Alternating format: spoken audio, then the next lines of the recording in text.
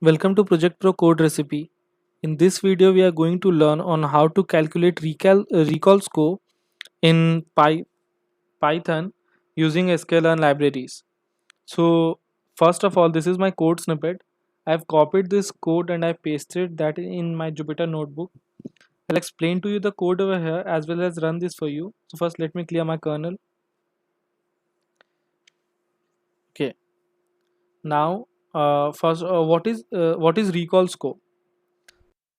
Recall score is basically the total number of correct positive predictions made out of the total number of positive predictions that could have been made. You can see the difference between recall and precision, as precision is total number of positive predictions divided by the total number of the correct positive predictions out of all the positive predictions, whereas recall is the total number of positive predictions upon the total of positive predictions that could have been made. So what is the difference in this way? Recall basically helps us to cover the positive class. It also means provides an indication out of how much positive classes did my model missed, or how much mistakes did my model did. So this is the difference between difference between recall and precision. Now let me get back to cross validation. So, at the time of training your model, you want your model to be robust, and generally, your model performs good in training data but poor in testing data. That is on the data that it hasn't seen before. So, there comes cross validation. A basic form of cross validation that you generally perform is train test split. It splits your data into training and testing, and then it trains your model on the training part and calculates the value of the testing part.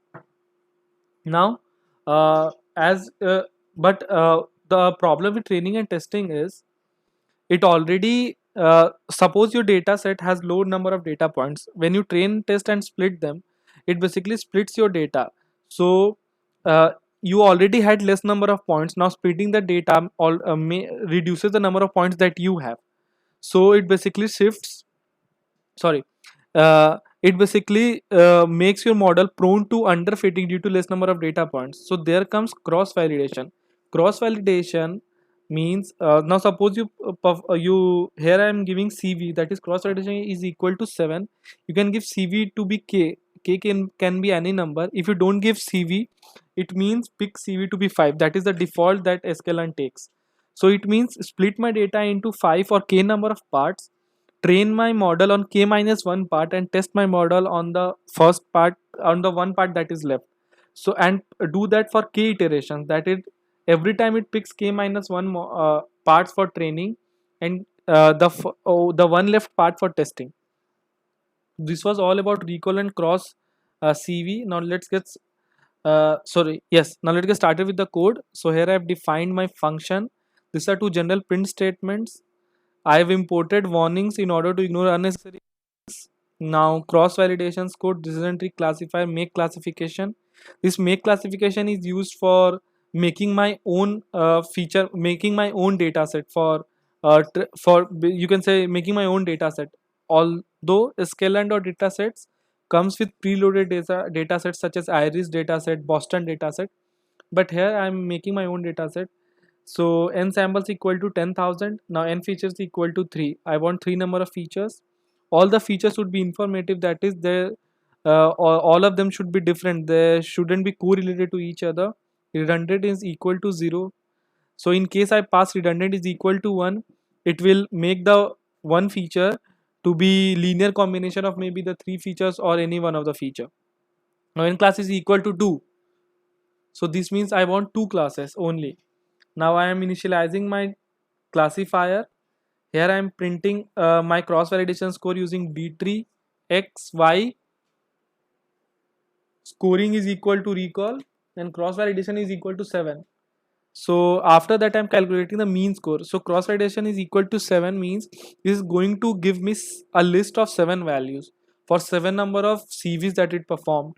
I'm calculating the mean. I'm calculating the standard deviation. After that I'm printing the mean and standard deviation. So let me run this for you. So I told you it will pass me a list. So this is the list that it has given me. this is the average, and this is the standard deviation score. It is 0.0099. So basically I want my standard deviation to be less for all the cross validations. This means there is not a lot of class imbalance in my data. Now, so this was all about the codes in this video. For more industry relevant project, you can visit our website.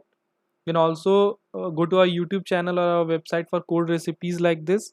In case you want your customized code, you can use this click link over here, and you need to submit your request for the recipe you want.